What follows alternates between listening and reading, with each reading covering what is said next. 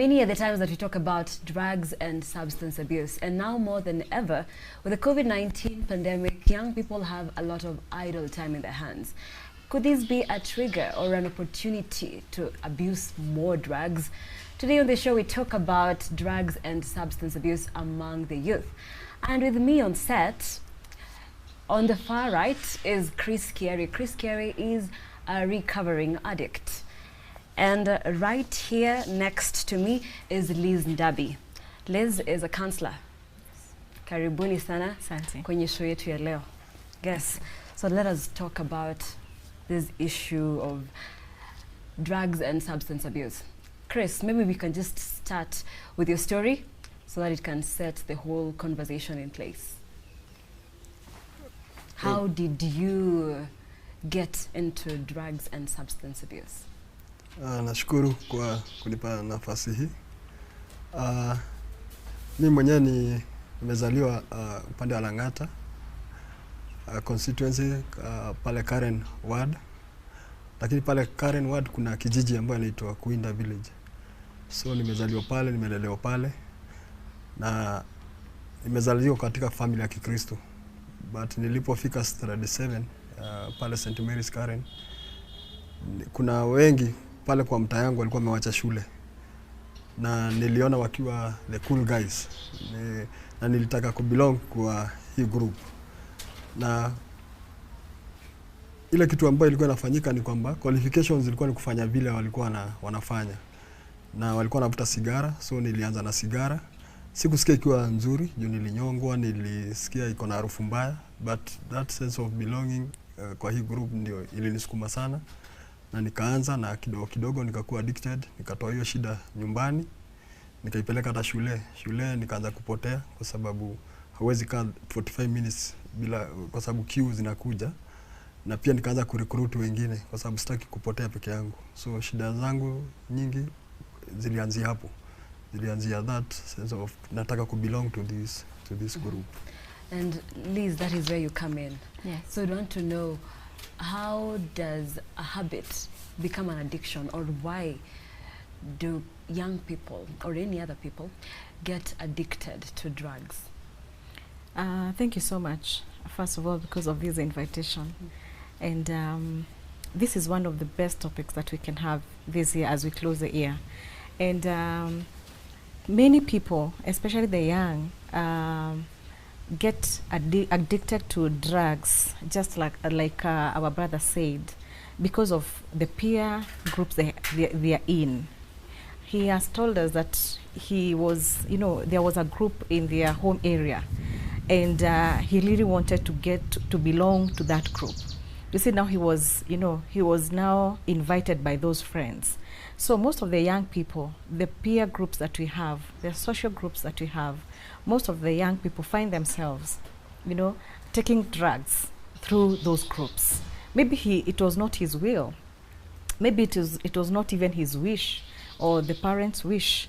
But because the group that was surrounding him was taking drugs, then definitely we always say that bad company ruins good morals. So maybe he had good morals, but the company he was in was a bad one. So definitely he becomes somebody who is now abusing drugs, started by, that trying to take cigarettes, and many people get now to addiction. Yes. And Chris, when you're talking about addiction, so what drug were you abusing? Was it alcohol? Okay, mwanzo nilianza na sigara. Ndio. Baadaye nika graduate. Nilipoacha shule, nilipoachia shule grade 7. At 14 nikaenda kwa construction industry kwa mjengo. So kwa mjengo pia Monday sana wanaongea sana kuhusu vile walifanya weekend. Na mimi pia nikaanza ku feel left out. Sina story ya. So the other following weekend walianza kuniintroduce kwa pombe. Bado hizo pia sikusikia zikiwa nzuri. Zilikuwa ni kali. Zilikuwa pia zina harufu nzuri, but because pia unataka kukua, kwa hiyo niliweza kuanza kidogo kidogo, na baadaye nilianza hata kujinunulia, na zikafuata kutoka sigara ikaenda pombe, kutoka pombe ikaenda bangi, alafu miraa, and then sasa baadaye ndio ilikuja kuwa kwa dawa. Na sasa ni at what point ulijua kwamba you are addicted, that you can't live without these drugs? At what point? Okay, mwanzo ni kulingana vile nilikuwa sikia mwili. Like kama nilipokuwa shule ilikuwa inabidi lazima nitoroke. Nitoroke juu na itaka, so nikaanza kujua hapa kuna shida. Na pia kwa sababu hizi vitu lazima ununue, so nikaanza kutafuta alternatives zingine za kupata pesa ili niweze kununua. So ikakuwa imeanza kuwa part of me. Nikipata pocket money, siku yetu tulikuwa na labda unapatiwa 5 shillings. Lazima kwa hizo 5 shillings kuna 2 shillings zitakuwa za hiyo. Itakuwa ni part ya hiyo. So inaanza kukuwa ni part na nini ya life yako. And Liz, when we talk about addiction, we know that there are stages. Yes. Yeah, so can you take us through the process? Sure. There are about like 5 stages before we say that somebody is addicted. And most people, when they see somebody maybe in a certain stage, they always say that that person is addicted. And we have the first stage that we call experimentation. This person now want to experiment. You're like trying out. Trying. You know, you just want to feel how these cigarettes is. How is that beer, you know? That first time that you take a glass of wine. Yeah. That first time that you take a beer in a bar or when you're in a bash or something. That is a stage of experimentation. That time you're not, you know, you're just taking it for fun. Yeah. You know, you're trying out to feel how it goes. And most of the teenagers, that is where they get into drugs because they want to try. Especially like now we had them at home. You know, it was such a long time, so they want to try. Why do people say that they want to drink this beer? Let me just go and try it out. What is in this beer? What is it? You know, we want to know, why does dad, you know, keep on taking beer, or even my older brother? Yeah. So let me just try it out. The next one is where we say, now it becomes regular, you know, and regular means you're taking it oftenly, and it has a pattern, you know. Has a pattern, can be on a weekend or maybe on a Friday. Every Friday you hang out and you are taking, you know, you're used to taking maybe like a bottle of beer or a glass of wine. Yeah. So that one now becomes regular. So it doesn't mean that you're an addict when you're in the regular stage. You're still not yet there. But now with the continuation of taking the substance or even taking alcohol or any other drug, that you are used to, now you are progressing to the other stages. The other one, we call it problem or risky use. You know, this is a stage where, as much as the person who is abusing or taking the drug is having harmful effects of this drug, still continue to use it. You know, somebody goes and the doctor says, please stop using alcohol, but the person feels, I can't, I have to use it. So that is a risky stage. And the fourth one is dependence. Yeah, that this person cannot stay without taking this drug. We always see people who cannot stay without taking alcohol. And tunasemanga lazima akunywe moja ya kutoa lock. Yeah. Chris, juu kama mnasemanga hivyo mtaani, lazima akunywe moja ya kutoa lock. So lazima akunywe hiyo, so that now he starts to behave normally. Whereas now we know it is abnormal. And the last stage is where now the person becomes addicted. It becomes a lifestyle. Taking cigarettes is a lifestyle. Morning, tea break, lunch, afternoon, evening, that is a lifestyle. Anytime. Now that person is addicted. If it is drugs, becomes to, you know, addicted to that. And we always say, we look at people who are taking maybe like cigarettes, like beer, like the other hard drugs as addicts. But we also have other people who abuse other drugs, like painkillers, like tea. You know, the nicotine in tea. They are addicted people who they can't stay without taking tea. Na nasemanga nisipokunywa chai, I have a headache. If I don't take coffee, I cannot operate without taking a cup of tea. Mood. Definitely. Yes. So those are people who are addicted to that. Others are addicted to painkillers. there's that particular painkiller, like beta pain or something. The pain that they have cannot be cooled down by something like a Panadol. Lazima kunywa ingine iko na nguvu zaidi. So the body has been addicted to that drug. So it is not only maybe the hard drugs or alcohol, but there are other, these are the drugs. And that is why we say abusing of substance or drugs is that excessive taking of that drug. You can't stay without it. So most of the people we see around, they are addicts. It's only that the levels of addiction are different. So Chris, wakati ulikuwa addicted, so when did you, what is it like, the life of an addict? Tunajua kama if you have to smoke or if you have to drink, then you need money as well. And you were younger at that time. So what was your life like? How are you getting the money to buy drugs na hizo vitu zingine? Okay, nilipoacha shule, the group introduced me to construction industry. So pale unajua unaanza kufanya kazi, the contractor kutaka kujua mimi niko umri gani. So nilianza kuwork pale, nilikuwa namwagilia hizo nyumba maji. So at the end of the week nilikuwa napata 900. Nilikuwa nalipo 150 per day. So but hiyo kazi ikiwa imeisha ama kuna wakati inasimama ama inaisha. So inazaaga vitu zingine. For example kama wizi. So kuna wakati pia hata nilikuwa nimesha kuwa driver, but kwa sababu wakati hiyo kazi yangu iliisha, nilianza kuuza zile vitu zilikuwa kwa nyumba. Zangu mimi usemaga si kuuza, zangu nilisema mimi nilizikunywa. Nilikunywa TV. Nilikuwa shika TV napelekea mama pima, na ikunywa mpaka hiyo wiki inaisha. Nachukua nilikunywa mpaka doormat. But after hapo, kwa sababu sasa umemaliza zako, mama alinikubalisha nirudi nyumbani. Pia huko nikaanza kusumbua zile vikombe za wageni, nikaanza tena baadaye tena nikarudi nikaanza kule nje. Ni mara nyingi tu nimepigwa na mob.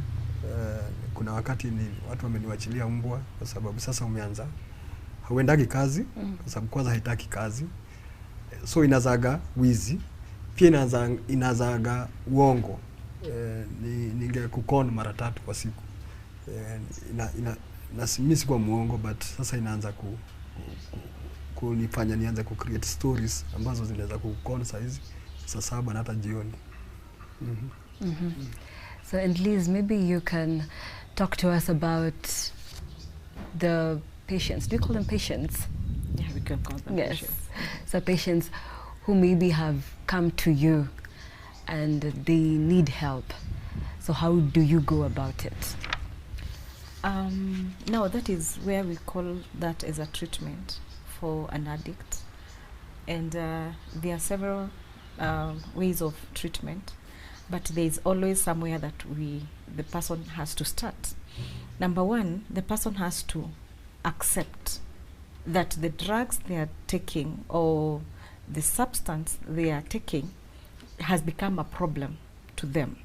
So once they accept that is the beginning of everything, even any other treatment. You have to accept that you're sick, and that is when you go to the doctor.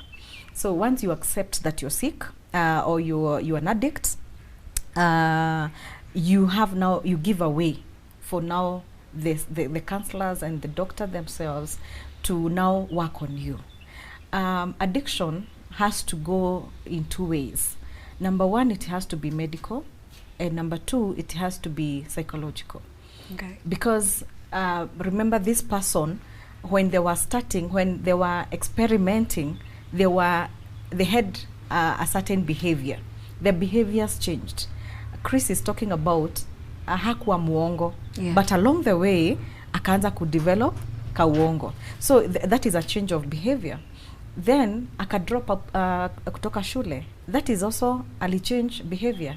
You see, now that one cannot be medical. That one is psychological. Yeah. So when the next stage after accepting is going now to the doctor, the medical doctor. Because addiction now, it is in the body. And in the body, the doctor has to come in and give you medication. Okay. And so medication cannot be like a standalone treatment for an addict, Yeah. it has to be accompanied by, counseling. And that is where now the counselor comes in, and we do psychotherapy. That is the talk therapy. We talk to them, because I have to, like a counselor, I have to make him understand whatever he's using is harmful to the body, is harmful to the family, harmful to the society and the nation at wide. So that is where the counselor comes, now taking drugs and having a talk therapy to help him understand, change the behavior. Yeah. You see, you take them through the stages of recovery, along with the medication that the doctor has given. Yes. So Chris, for you, what was it like? When did you realize that now you need help? Okay, mara nyingi unakaming to that point. Kuna wakati najikuta Lang'ata Road, upande wa Uhuru Gardens huko, nalia sana, nasema Mungu tu niondoe kwa hii. But you see, 6 nimejikuta saa 9 but 6 nitajipata kwa mama pima. Nimesahau. Nilikuwa na kila wakati, hata nikiwa peke yangu natembea, nilikuwa najua niko na shida. Na hapo nafikiri ndio mwanzo, kama vile Liza alisema, ni kujua kwanza kwangu kuna shida. Shida ni kwa sababu na kidogo ulikuwa umestruggle na drugs for how long? 17 years. Nilikuwa kwa miaka 17. So nilianza kujipata napata memory blackouts. So watu wananiuliza, wananiambia vile nilifanya jana. At one point mimi usema kuna mama nilipotelea 6 months, hiyo ni nusu mwaka, aliponiambia, "Hey Chris, ni nini ulinifanya? Ulisemaje siku ile?" So because sikuwa jua ni nini nilisema na sikujua ni nini nilifanya, na nilijua maybe labda nilifanya kitu mbaya, nilikuwa na mtoroka. But baadaye tukakutana mahali, sasa singeweza kutoroka, na akaniambia, "Uliniambilia soda." And I was like, nilikuwa nimepotelea mama 6 months na kwa sababu ya soda. So nilianza kupata memory blackouts, nikaanza kujipata mahali ambapo sikuwa nastahili kukua.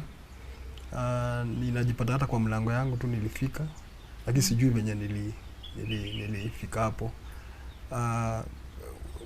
Unaanza kusahau hata vitu. Na nikaanza pia kuwa kwa shida nyingi tu na polisi na serikali na watu pia wale ambao mnakaa nao mahali pale. So nikajua hapa kuna shida. Yeah, juu mpaka hata watoto wadogo unaona hawataki kuwa na uhusiano na wewe.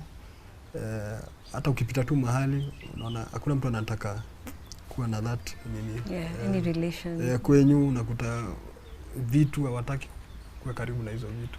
So nikaanza kujua hapa kuna shida.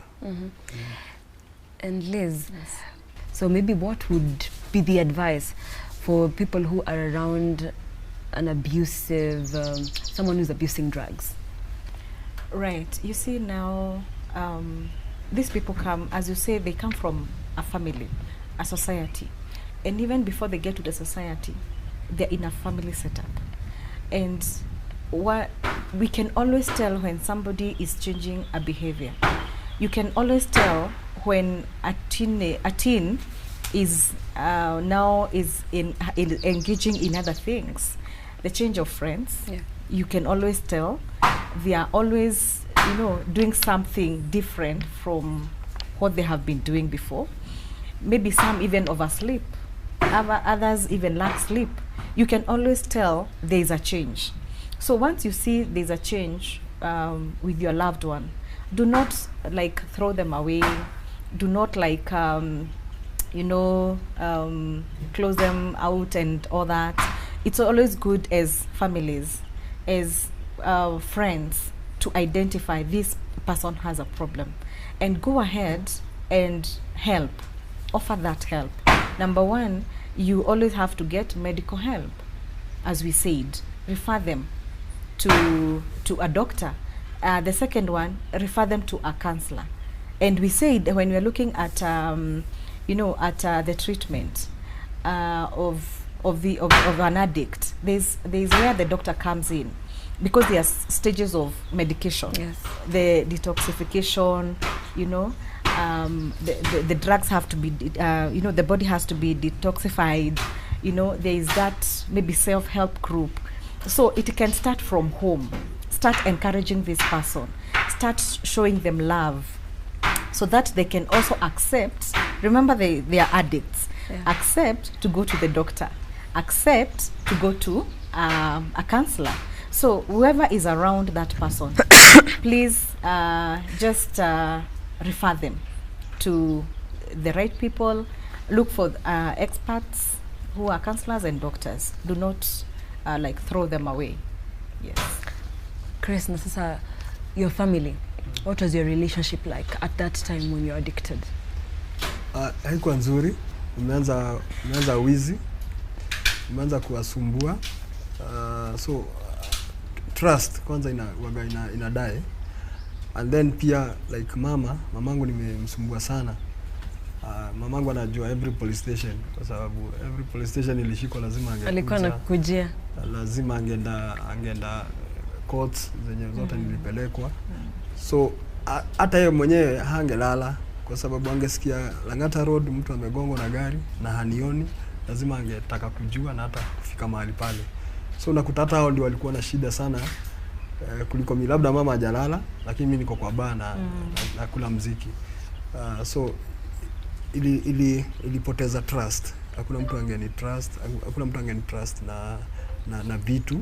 Hakuna mtu angeni trust hata kunituma.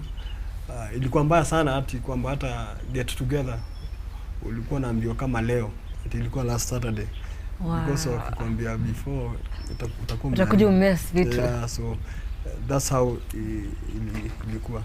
So hakuna mtu hata angekutrust labda kukutuma hata na do na hata nyumba kwenyu ni kwenyu, lakini hakuna mtu akutrust na kwenyu. Yeah, that's how bad. Okay, and what was the process for you? How did you get help? Ulianza vipi? Okay, mwanzo mimi nilitaka kubadilika. Juu nilijua in your time. Na kama sio hii time then nitakufa. Juu kuna kitu tu ndani ya mtu ambiaga mtu hapa kuna shida. Na yangu mimi usemaga ni miracle ili happen kwa sababu nilikunywa Saturday and then Sunday nikaenda kutoa lock kama vile amesema. Juu nilijipata na 30 bob, so nikajua hii 30 bob nenda kunywa vitili dawa. The jug ilikuwa na uzo 30. But mahali hiyo pub iko na mahali zile choo mahali ziko sana, nikaenda washroom. Katikati hapo kuna kanisa na mimi nilikuwa napita hapo sana. Na ndio baadaye nikaingia tu kanisani. Na nafikiri ni kuna wimbo nilisikia nikaingia. Na nika dance kidogo. Na nafikiri nikakaa chini nika blackout kidogo. But saa zile niliamka nilikuta pastor na hubiri. Na kuangalia kidogo nikaona mama mzungu. So nikajua huyu ndio atanipatia kitu kidogo. Na nikamkuta. Nafikiri nilianza kumsumbua na akaniuliza ni nini ningependa. Nilikuwa straight to the point, nikamwambia mimi nataka change. Nataka kuchange but sijui venye naweza badilika. Na nafikiri kuna mtu alitoka hapo akanipatia something kama 50 bob ndio niweze kuenda na nikaenda. But yeye alibaki after the service, alikuta yule pastor na akamuuliza kama mimi ni nani na kama naweza taka usaidizi.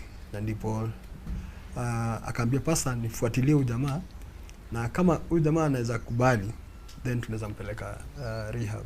So just hold it there. We are taking a short break here on the program, but we'll be back with Chris and Liz to talk more about drugs and substance abuse.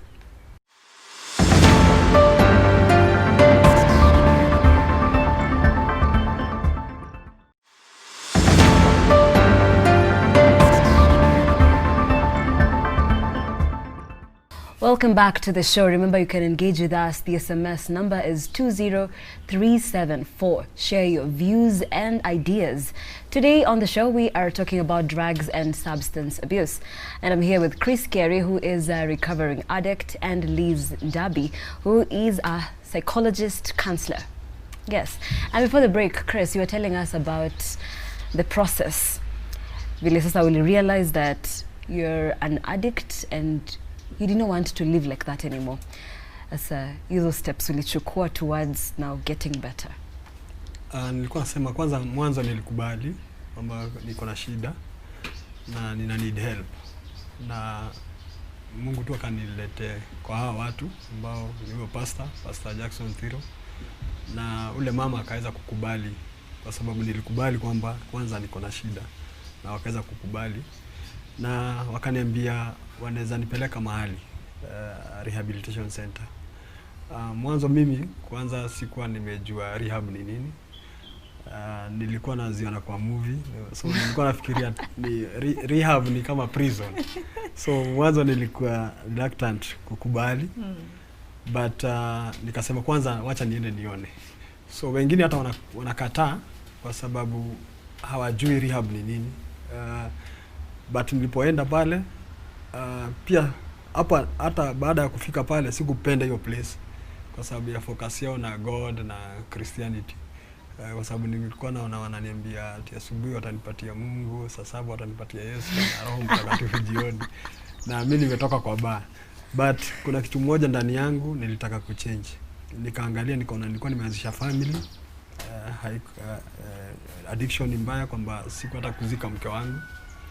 Addiction ni mbaya kwa sababu hata mtoto wangu alikuwa ameshachukuliwa na ameshachangiwa jina. Huyu mtoto from 3 months nimekuja kumuona akiwa na 21 years. Na nikaona pia hata masomo, nikaona pia hata relationship yangu na watu, na pia hata relationship yangu na Mungu. Nikasema acha nijaribu kwa sababu nilitaka kuchange. So anything ingekuja waniambie tu hii ndio inaweza fanya ubadilike, then ningechukua. So ukaenda rehab? Nikaenda rehab for 1 year, the year 2010, the whole of the year 2010 nilikuwa niko mahali kwa rehabilitation center ambayo inaitwa Teens Challenge Kenya, ambayo iko Kiambu Road. So and after that whole year, then uka manage ku handle addiction? Mahali pale kuna vitu vingi zina happen. So kuna hiyo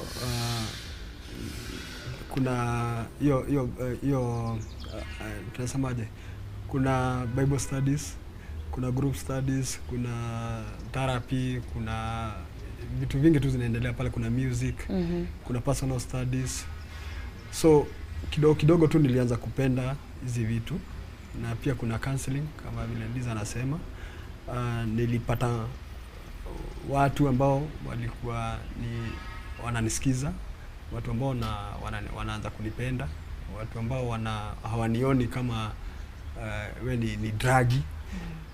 Na kidogo nikaanza kufeel at home, na nikaanza kuona niko mahali pazuri, na kidogo tu nafikiri nikaanza kuamini kwamba nilikuwa nimempotelea Mwenyezi Mungu, na ni wakati wangu wa kurudi. Na exactly 1 month 15 nikaweza ku give my life to Christ, lakini bado sikutoka. Hiyo ilikuwa mwisho, kwa sababu kuna hata baada ya kuokoka kuna vitu nyingi nilikuwa napitia. Nilikuwa nimepitia kwa hiyo 17 years. So 1 month haingefanya hizi vitu ingesuluhisha kila kitu. Ingekuwa zimesuluhisha kila kitu. Naona kama hiyo mambo ya mke wangu ilikuwa inaniandama, ya mtoto, vitu nyingi tu, kukataliwa, nilikuwa na feel kukataliwa. So kuna hizo ni process, na ndio maana nikasema hata kama nimeokoka na bado nitaendelea kwa hiyo mwaka ili niweze kudeal na issues ambazo nilikuwa na go through. Alafu kuna issue ya ku relapse. So after you're undergoing treatment, ulikuwa na any episodes za ku go back to drinking or abusing drugs? Okay, at one time mtu yote hata akiwa kwa rehab,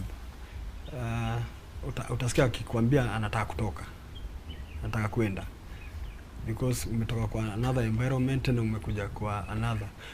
Kama bila alisema tulikuwa na desturi how to do things, na sasa hapa like for me nilikuwa kuoga, nilikuwa naoga Friday juu ya weekend. So na hapo naambiwa oge kila siku. Yes. So kuna hiyo kurebel. So una feel ni kama uko in the right place, unataka mahali utajicommand, mahali utakuwa free. At one time mtu feel hivyo. Na pia kimwili kuna time una feelingi ni kama nimeboeka, nataka kurudi huko, ndio kuna happy. But pale Teen Challenge kuna hiyo support system ambao hata baada ya kumaliza huwezi graduate that program kama haujakuwa na 6 months nje, na kuna follow up wanafanya. Yeah. Na mimi nikiwa ndani nilianza kujipanga venye nitatoka. Nilianza na michezo kule ndani, so nikaanza kupenda vitu ambazo sasa sikuwa nafanya, nikaanza kuzifanyia kule ndani. So nilikuwa nagojea tu ni siku gani nitatoka nianze kufanya hizo vitu. Nikaanza mission work nikiwa bado teen challenge. Nilianza kutembelea mashule, bado niko a student. Nikaanza kutembelea mashule, nikaanza kwenda hata kwa media kuongelelea kuhusu hizi vitu bado nikiwa kwa nini. So baada ya kutoka nilitoka na bado nikaanza kurudi the same rehab kila Saturday na Sunday ku encourage wengine. Yeah. So hiyo kitu ilinisaidia sana. Liz, and now that we're talking about relapse, what goes on? Why do people relapse? Okay. They come because we say that there is treatment for addiction, and each treatment has steps. Yeah. So and most of the people in the world we are in, they're just calling themselves either counselors or they are starting rehabs that are not following the right steps for, bring this person back to normal. And you see, once this person accepts, the first thing is to remove those drugs from the body, as we said. Yeah. The steps of treatment. Once they detoxify, the level of drugs now comes down. Anaweza kuwa hajaacha kabisa, lakini imerudi chini. Because sasa hawezi acha immediately, because tena when you withdraw immediately, there are effects to that. Because ni kama mtoto uache kumnyonyesha immediately, definitely kuna kitu itafanyika ndani yake. Yes. So you can't withdraw immediately. So there are those steps. Once they detoxify, then they engage with a counselor so that they can now change their behavior. Like what he's saying, anakuwa bored, he want to go back, so lazima a counselor to work with him as much as the doctor anampatia the drugs. Yeah. So that he can now understand whatever you are taking, now not in those quantities, it is still harmful to your body. You can now change your behaviors now to become a good person. So you work with them. But most of the people, anamchukua tu, sorry to say this, like what he said, pastor anamchukua namwambia hii ni shetani na anamwambia imetoka katika jina la Yesu na anamwachilia. Yeah. But remember, this person is sick. This person needs medication.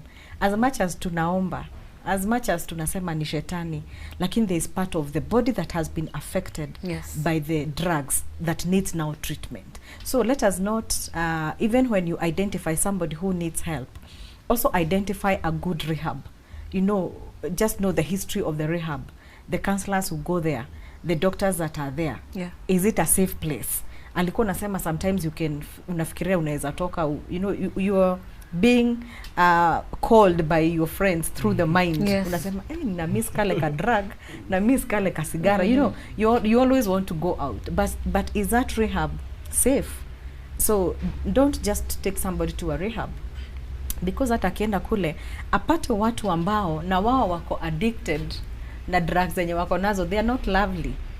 These people who are addicted, they just need to be loved, like what Chris said. Alikuwa tu anataka mtu anamwambia your life matters. Yeah. And that is where low self-esteem comes in. Anaona yes, yo mtu hafai, but they need someone to encourage them, tell them that you can make it. Your wife, yes, maybe died or muliachana, but you can still have a family. Encourage that person. Show them that you can make it. And that is where you find, because wherever they went, they didn't get professionals. When they go out of a rehab, most of the times is when you get somebody going back to what they were doing, the old behaviors. Yeah. Because there's a step that was missed when they were on their road to recovery. Yeah. So it's good to see a reputable, and where people are professionals, Sure. will handle it in Yes. the best way Yes. possible. Yes. And when we talk about rehab, Yes. cost, Yes. all I know is that it's expensive. Yes. So maybe you can enlighten us. you know, it is, we say it is expensive because once you're told of an certain amount, for example, when you go to the New Stanley and you are told about a lunch, for example, they tell you of 2,500 and you're like, see, I can go downtown 150 and I eat and I go. But you don't value, you know, the service that you're going to get. Before your food comes to your table, what are the steps taken? And that is what you are seeing. Treatment is always expensive. And we want to, you know, prevent this person not to go back again, you know. So I can say that rehabs are not expensive. But also we are saying, just before you go to a rehab, as this person is seeing a counselor, because now rehab comes way after, just identify a rehab that has good services. They're not expensive. Remember, this person is a full-board person there. They're sleeping in that rehab. There is electricity being used in that rehab. There's medication. There's a counselor being engaged, and the counselor is being paid. There's a doctor who comes to see them. The doctor is being paid. There's nothing also for free. But I can say there's no amount that you can compare to somebody's life. True. Imagine we lost Chris. Imagine he did not go to a reputable rehab. We could have lost him. But somebody took it up to pay as much money as they were being asked to pay, just for the sake of Chris. And here he is, changing lives. A changed person. I wish we could have photos for the Chris we had and the Chris we have today. We can't compare to that. And you can always get your money back. And never compare, even if it is medical bills. Let us not compare money with somebody's life. So a rehab is not expensive, just that you want to get this person back. Imagine it is your teen, your brother, your child, who is now an addict. You want that person to have a good life. So as I can urge parents, I can urge the society, the nation, and especially those people who now take the addicts to a rehab, don't compare that person's life with money. They're not expensive. And Chris, so how are you able to foot the bills of the rehab? Okay, first of all, I back then, 2010, the cheapest was 500 per day. So ilikuwa ni around 180. Right now ile rehab cheapest ni 35,000 per month. The lady ambao nilisumbua wa kanisa ndio alinilipia, but hakutaka nijue kwa sababu ningejua ni mzungu. Alitaka mimi mwenyewe niende rehab kwa sababu nataka, sio ati kwa sababu kuna mtu ananilipia. So alitumia ule pastor na ndipo nilienda, but baadaye nilirudi kujua ni yeye alinilipia. So yeye ndio alinilipia. Nikiongezea kuhusu mahali umesema, kuna that mahali ya daktari ambao wanakutibu, like kufanya detox, na pia kuna mahali hao watu wenyewe wa rehab wana play part yao, but pia spiritual part ya mtu ni very important, kwa sababu wengi wana relapse kwa sababu ndio amekuwa kwa rehab, amefanywa kila kitu, but anatoka akiwa like dry drunk. So ni venye tu hajaipata, akiipata atarudi. Wengine pia wanaenda rehab kwa sababu ameambiliwa kitu, ukimaliza rehab utarudi shule, ukimaliza rehab utarudi job. So yeye anaenda kwa sababu ya zile vitu atapata after kwenda pale, but haja deal na shida ambayo wako nayo. Na mimi kwangu binafsi nasema na believe addiction ni sin. Tumepotelea Mwenyezi Mungu, ni wakati wa kumrudia Mwenyezi Mungu. Kuna this story ya Biblia ambayo ni ya Good Samaritan. The Good Samaritan naonaga ni sisi ambao labda hatuko kwa addiction, tunatakiwa kusaidia. Ni lazima atashuka mpaka kwa the guy ambaye ako chini, na baadaye naona the Good Samaritan alichukua huyo mtu akampeleka somewhere, because huyo mtu kwanza alikuwa ako chini, amejua kwamba niko na shida. So lazima tuwapeleke mahali wakishakubali. And then naona pia huyu mtu hakumwacha tu pale, alisema atarudi. So kuna hiyo pia follow up. Usipeleke mtu rehab ametoka nafikiria kwa sorted. Wewe sasa umempigia makofi, hata umemfanyia bash hiyo bash ndio utakunywa kama hutafanya follow up. Ni kuwalk na yeye, kuwalk na this like for me naweza rudi to the same counselors ambao wali ni cancel. Yes.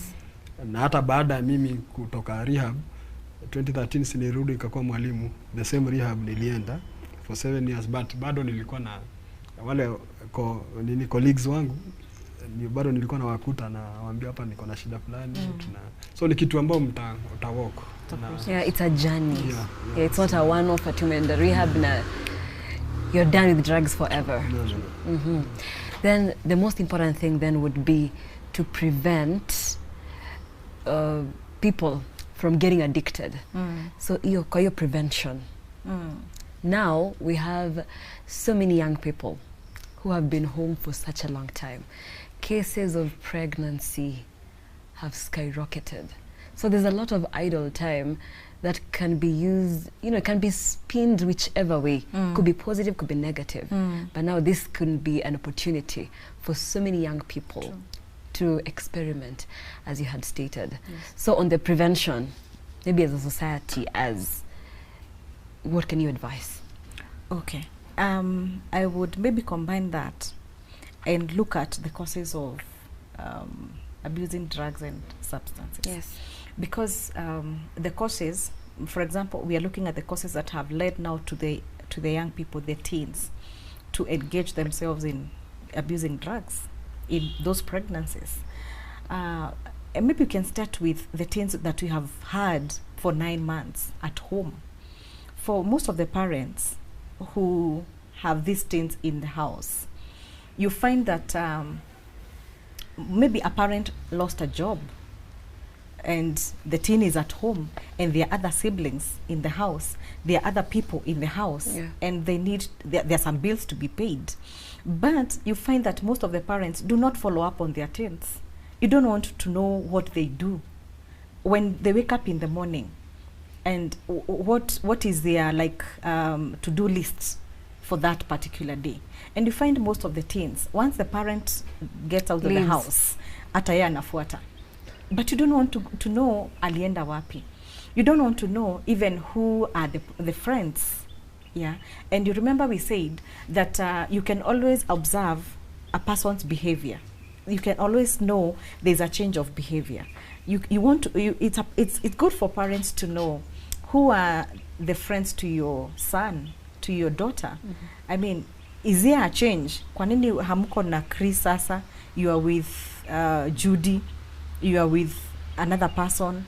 What is better with this other one than mkiwa na ule mwingine? So let us have that follow-up of our teens.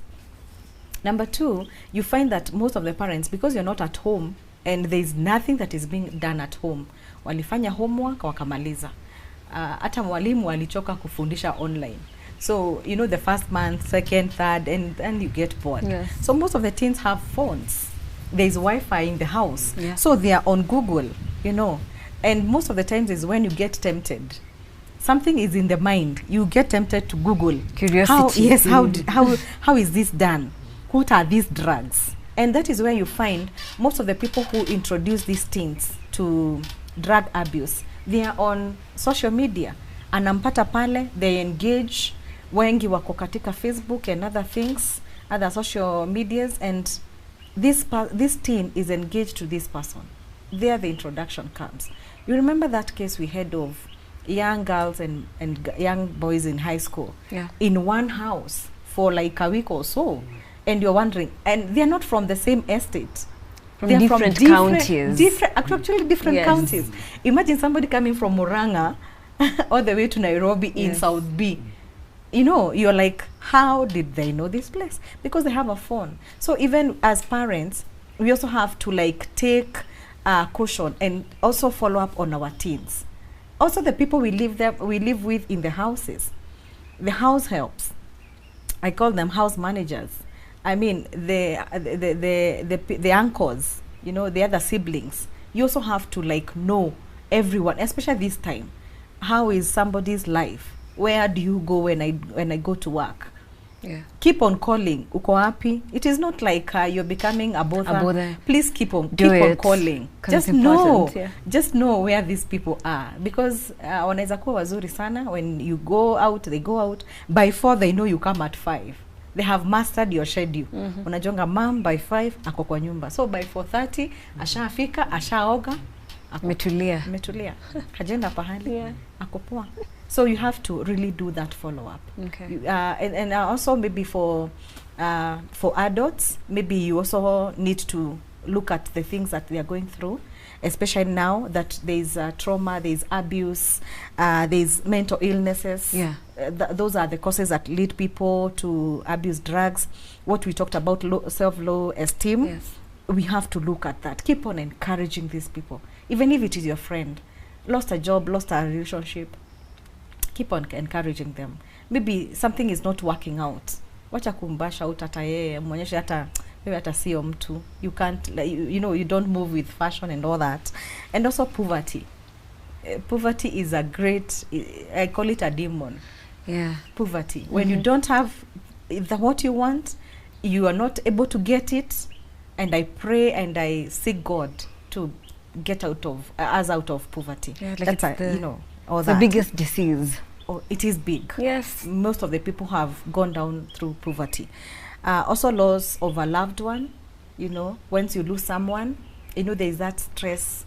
You don't know where to start. You lost a husband, you lost a wife, you lost a child, you lost your mother, your father. It is most of the time it is when you see people going to drugs, and that is where counselors comes in. Yeah. Somebody is not only taking drugs. Go down and look at the underlying issues. Yes, you're taking drugs, but there's something under, and that is what we want to bring out, because that is the cause of this other one.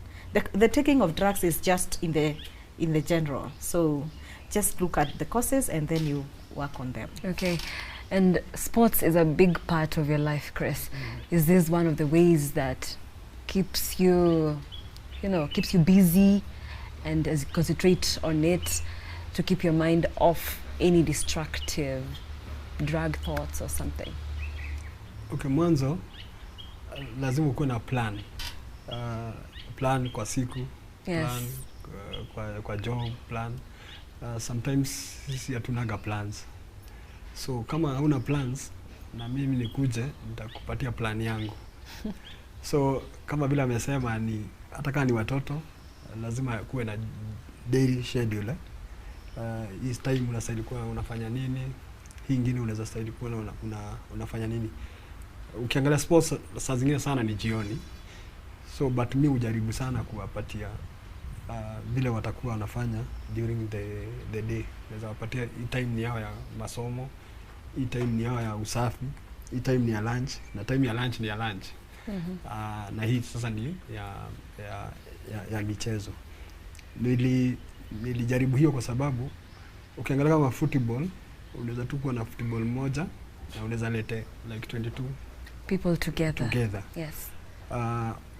Ile kucheza watachoka. Most of them hata kama sio wote, wengine wataenda watalala kwa sababu wamechoka. Ama wengine hawataweza kuenda mahali walikuwa wanastahili kwenda. So hiyo ni kitu moja ya kuwalete. Na baada ya kuona hiyo nikaona kukua physically fit haitoshi. So nika introduce this discipleship program ambayo sasa na invite like Liz anakuja anaongelesha, na invite a pastor na invite mtu, because vijana sana wengi ukiwaambia twende kanisa wataenda, but ukileta this program kwa kanisa them, yes. Na wakiwa kwa hiyo environment ya kanisa kuna wawili ama watatu wataweza kuingia kule. So na mimi waga na engage hiyo, na pia kuna time pia naona kama sasa ni wale wasichana ama mama na engage na like aerobics na vitu kama hizo. Okay. Thank you so much for honoring our call. Yes, it has been a very informative session. And we have come to the end of the show. We have been talking about drugs and substance abuse with Chris Carey, who is a recovering addict, and Liz Ndabi, who is a psychologist. Remember, you can engage with us. Our SMS number is 20374. The number is 20374. Share your ideas, your stories, and how else you'd like us to improve. Yes, or keep on doing what we're doing. I am Nancy Nalima. Thank you so much for watching.